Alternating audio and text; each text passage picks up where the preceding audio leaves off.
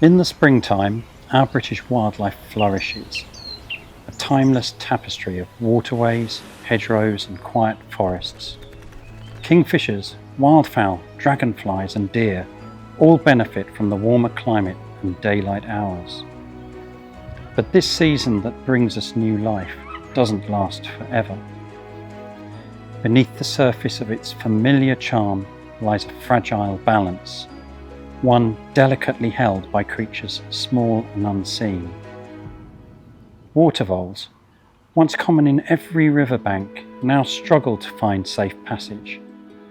Waterways shrink inch by inch, and rivers once teeming with life run quieter. These wild spaces are not relics of the past. They are living, breathing homes, and they need our care. Hello, I'm Darren Tansley, the Wilder Rivers Manager at Essex Wildlife Trust, coordinating the Essex Water Vole Recovery Project. Today I'm going to take you on a little journey through a hidden world. We're going to look at a quiet crisis that is unfolding around us.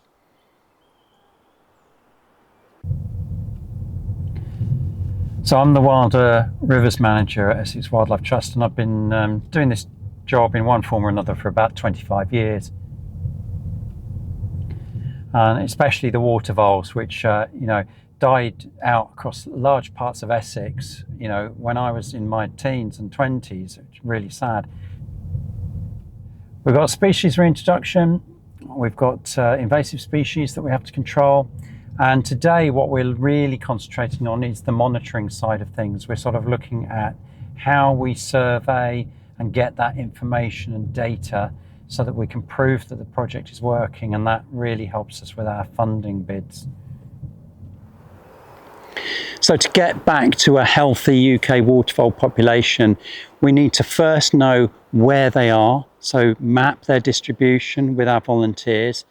Then we need to look at areas where water voles could recover naturally. We can let them just do their thing. And then as a last resort, we may have to look at reintroducing water voles to areas where they are completely absent across large parts of our countryside.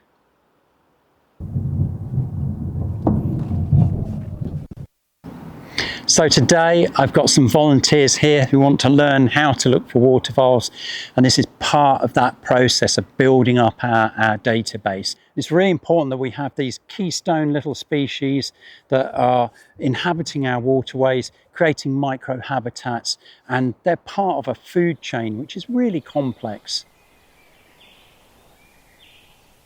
Last year to 18 months, we've started to see them creeping back. And the reason we know this is because of volunteers like we've been training today, going out there to their local river and doing their own surveys and bringing all of this data together at the Wildlife Trust so that we actually know what's going on. So we're going to have a quick look at some of those signs that water voles leave as they live along these waterways.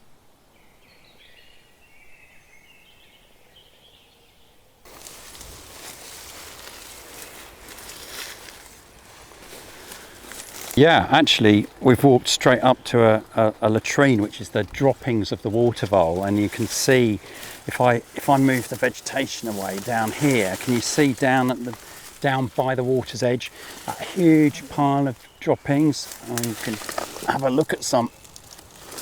You can see, they're shaped like Tic Tacs. It's just incredible, and if you just smush them a little bit, you'll be able to see all of the vegetation inside.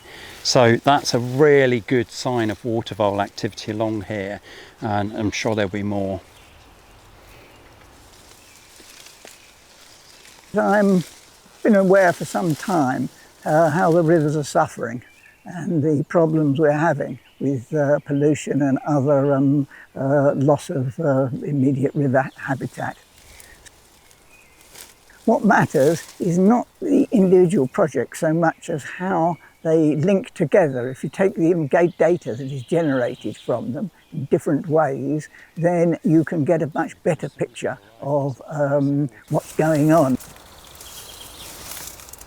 The actual water vole program, mapping the distribution of the water voles, will enable us to reintroduce the water vole where they have been decimated in previous years through particularly mink. Just in there You see on the to be feeding on willow herb. That's not too bad, is it? Willow herb, don't they? Oh, Yeah. So they are actually coming out 2 or 3 metres from the water's edge, specifically to feed on that plant. You're getting excited now, aren't you? Yeah, there's another one there. They're all over. yeah.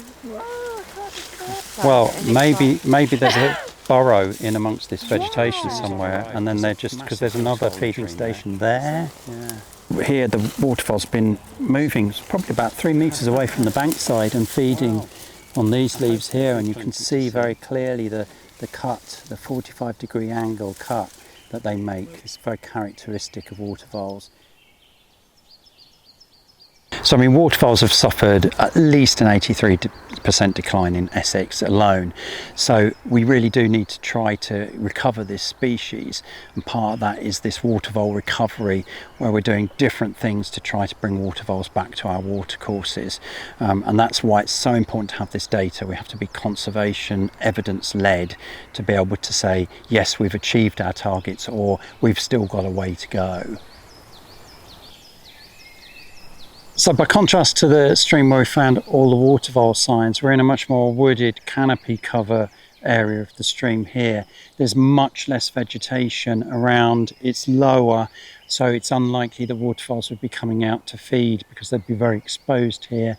And also in the channel itself, it's very muddy, the banks are bare of all vegetation, there's nothing growing in the channel itself, and so there's less really for water voles to enjoy here as opposed to those slightly lighter and more open areas.